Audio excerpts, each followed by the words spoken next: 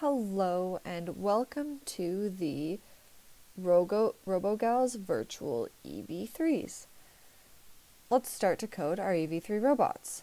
So first what you want to do is open up the workshop folder sent to you guys before the workshop. It's going to have the title I'm highlighting. Oops, didn't highlight, grabbed it by accident. It's going to have the title that my mouse is hovering over right here with the blue square, EV3 Bot Sim V181 workshop folder. That's what you want to open, and then you're going to be looking at something like this. First, we want to open our QEV3 Bot Sim, so that's this one that I just clicked with the little orange rectangle, so double click that, and you'll end up with something like this.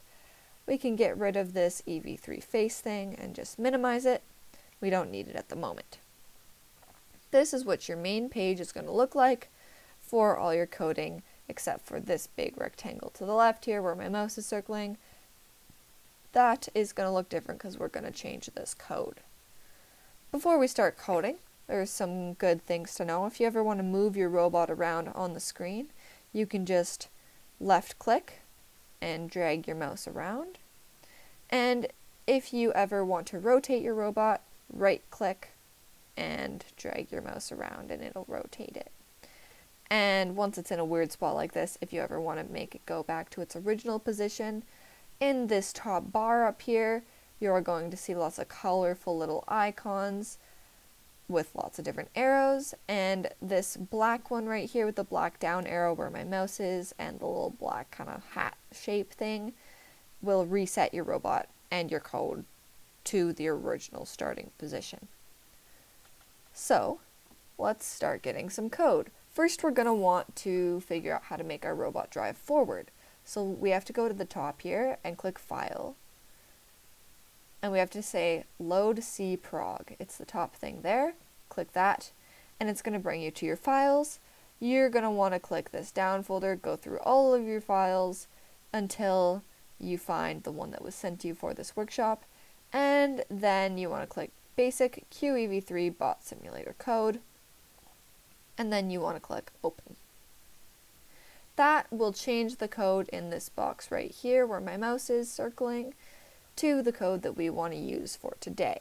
And this is just a basic backbone, and then we'll add things as we go. Now for the real fun stuff, driving forward. You're going to click File again, but this time you're going to click Edit View. And that will allow you to edit your code. Now you can click anywhere, you can type stuff. I'm going to delete that, and then I am going to go to our document.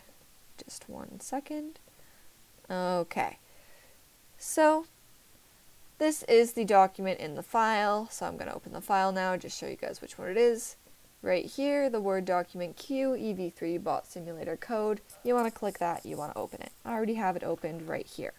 So it's going to start with some tips for advanced coders and tips for everyone. You guys can look back at these after the videos, and you guys can play around. When you guys are playing around, you guys can look at these tips, see if they help you solve any of your problems. Now we're going to scroll down until we find the heading that says Driving Forward. And it's pretty self-explanatory. That's going to help us learn how to drive forward. So each of our subsections with code in it has 3 different bits. There's global variables needed, code in main function, and code in other functions. We're always going to start with code in main function, and we're going to copy it. So you can highlight it, and then you can click either Control-C on your keyboard, or you can left click it. That didn't work very well. And you can click Copy. Either one will work. Now we want to go back to our EV3 page, and we want to paste it. So I'm going to click Control V and I'm going to paste. You could do the same thing by left clicking. I'm just changing this around so our code looks a bit more pretty. You do not have to do this. It's just a little bit easier for you guys to read. So now we've pasted our first thing into our code. We're going to go back to the Word document, and we're going to paste the thing that says global variables needed. We want to highlight the whole thing. I'm just clicking Control-C. You can also left click and click copy. And then we want to go back into our code. Under function declaration, you want to Control V, and that will paste it. There we go. And finally, our last section, which is code in other functions. We're going to copy that. I'm clicking Control C, and then we're going to paste it underneath the last red bracket of our thing that says task main. And we're left with this. So I'm just going to make it look a little bit prettier so it's easier for you guys to read once again.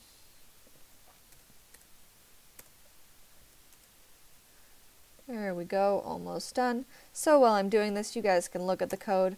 It's pretty confusing stuff right now, but each part does its own thing. The real important part is right here in our task main. That's the thing that's actually telling our robot to drive forward, and then inside these brackets it says forward speed, and that's just the speed at the top here. Alright, so once you have your code in and you're ready to go drive your robot, every single time before you close this little open box, you have to go to the right and you have to click compile with the little bracket R. What that does is checks for errors, and if there's no errors, you're going to see what I just highlighted at the bottom of my screen, which says compiled, parsed successfully. If there is an error, I'm just going to make an error on my own by deleting a bracket, and I click compile. It's going to say parse error and a whole bunch of confusing things. For example, this one says unbalanced braces, so I know that there's a missing brace somewhere. I add it, and I click compile again. And it's successful. Once it says compiled, parsed successfully, like it does on mine, you click save, and you're going to get this pop up, and you always want to click yes. And now you have your code as you see it here. This is the new code that we just edited, and now we want to try and run our robot. So to do that, you guys want to look for the little down green arrow on the top of your screen. So there's lots of arrows up here. You want the down green one with the 4 lines next to it. Click that and it'll run your code, which means it'll read your code and do what the code instructs. As you can see, we ran our code and it didn't work. Usually there's a simple solution for that if you have copied things over successfully, and it is actually in our tips section. Very helpful tips. It's this little blurb right here. You can pause the video to read it. But the important thing is we want this thing right here that says wait 1 millisec. So we're going to go back into the code and we're going to enter it ourselves. So we want to click File, Edit View, and we want to go into Task Main, and we're going to type wait 1 millisec. And you guys have to copy it exactly how I'm writing it, with capitals and lowercase letters, and then brackets and a semicolon. Inside the brackets, we want to put how many milliseconds we want to wait. So let's try 5,000, see what happens. We click compile, and then we click save. And then we click yes, and then we click run, that little down green arrow that we used last time. Now, as you can see, our robot moved and it kept going until the 5,000 milliseconds is up. And if we want to reset this stage, see how all these arrows are gray now, we just want to click the little down black arrow with the little hat shape, and it'll reset everything and the arrows are clickable again. Now you guys, this is the end of our video for today. You can play around, go File, Edit View, play around with the millisecond task, change the numbers, and see how far you can get the robot to drive. See how I just made it drive way less far. See if you can get the robot to go exactly perfectly in the middle, just like that. And I'll see you guys in the next video.